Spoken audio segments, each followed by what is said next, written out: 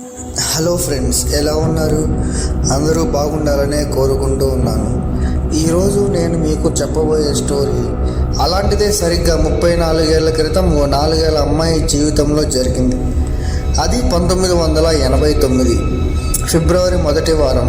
Andrew వైరిక్, Lisa అనే దంపతులు తమ 4 ఏళ్ల కూతురు హైడీతో కలిసి కొత్తింట్లోకి అడుగుపెట్టారు. రావడమే హైడీ ఆడుకోవడానికి పరుగులు తీస్తే భార్యాభర్తలు మాత్రం ఇల్లంతా సర్దుకునే పనిలో పడ్డారు. ఆ ఇల్లు అమెరికా జార్జియాలోని ఎల్లెర్స్లీలో ఉంది. హైడీకి ఆ ఇల్లు బాగా నచ్చింది. అక్కడున్న ఓ పెద్దాయన కూడా నచ్చాడు. ఆ ఇంటికి రావడమే పెరట్లో ఉన్న ఆయనతో ఆటలాడటం మొదలుపెట్టింది.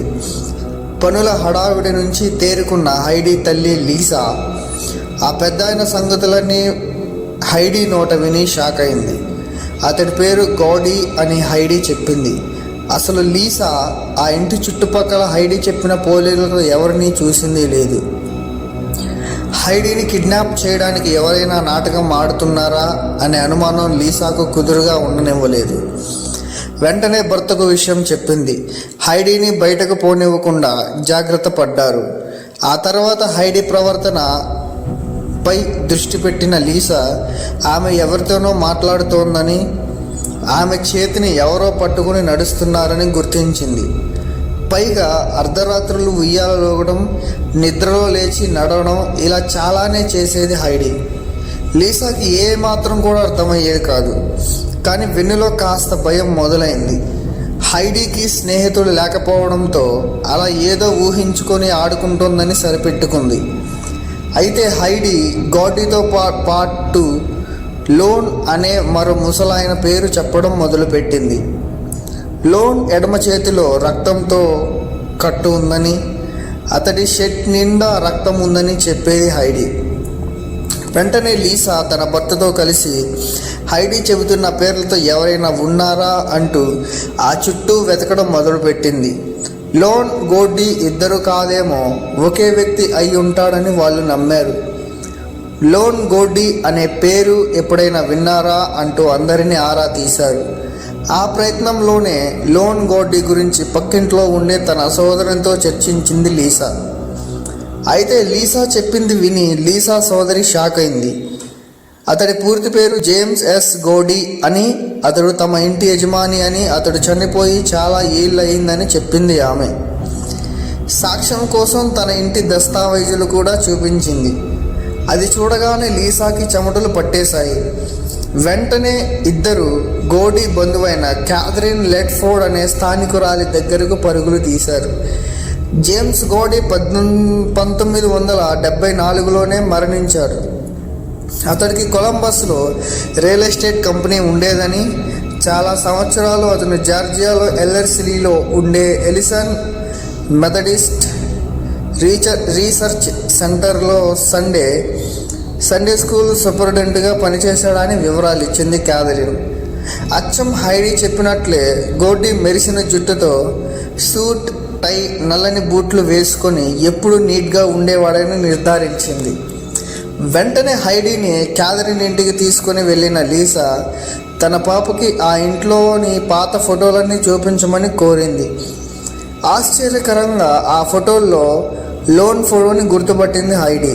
ఎడమ చేతికి కట్టుతో ఉన్న ముసలాయన ఇతడే అంటూ లోన్ ఫోటోని చూపించింది. అతన్ని హైడీ గుర్తుపట్టగానే బిత్తరపోయింది క్యాథరిన్. వరుసగా లీసా, ఆండ్రూ, హైడీ, జోర్డన్, జాయిస్, ఇతడు మా అంకుల్ లోన్ అంది షాక్లో. లోన్ 20 ఏళ్ళ యువకుడిగా ఉన్నప్పుడు ఎక్కువగా ఇక్కడే గడిపేవాడని, అతడు 1957లో క్యాన్సర్తో చనిపోయాడని, అతడు ఓ ప్రమాదంలో తన ఎడమ చేతిని పోగొట్టుకున్నాడని చెప్పింది. దాంతో లీసాకి హైడీ మాట్లాడే గౌడీ, లోన్లు కల్పిత పాత్రలు కాదని, వారు నిజంగా చనిపోయిన వ్యక్తులని స్పష్టమైంది. అలా గౌడీ, లోన్లతో హైడీ సంభాషణ సుమారు 4 ఏళ్ల పాటు సాగింది. 1993లో హైడీ తల్లి గర్భవతి అయింది. అప్పుడొచ్చిన మరో ఆత్మ, అది చీకట్లో బొమ్మల రూపంలో కదలడం హైడీని తీవ్రంగా భయపెట్టింది. కొన్నిసార్లు ఆ ఆత్మ హింసకు హైడీ చాలా ఏడ్చేది. అప్పుడప్పుడు హైడీ ముఖం పైన రక్తపు చారలు కనిపించాయి. 1994 ఫిబ్రవరి 3న హైడీకి జోర్డాన్ అనే చెల్లెలు పుట్టింది. 2 వారాల తర్వాత హైడీ మరింతగా వణకసాగింది. అయితే ఆ ఆత్మ గురించి హైడీ తండ్రి ఆండ్రూ మొదట్లో నమ్మలేదు. కానీ కొన్ని రాత్రుల తర్వాత ఆండ్రూ కూడా ఆత్మదాడికి గురయ్యాడు.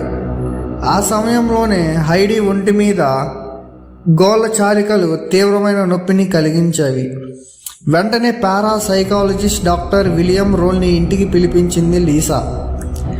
హైడీ చెప్పే మాటలు నిజమేనన్న నిర్ధారణకు వచ్చిన రోల్ చనిపోయిన వారితో కమ్యూనికేట్ చేయడానికి హైడీ ఏదైనా రహస్యమైన శక్తిని కలిగి ఉందా అంటూ హైడీపై ఎన్నో ప్రయోగాలు చేయడానికి ప్రయత్నించాడు.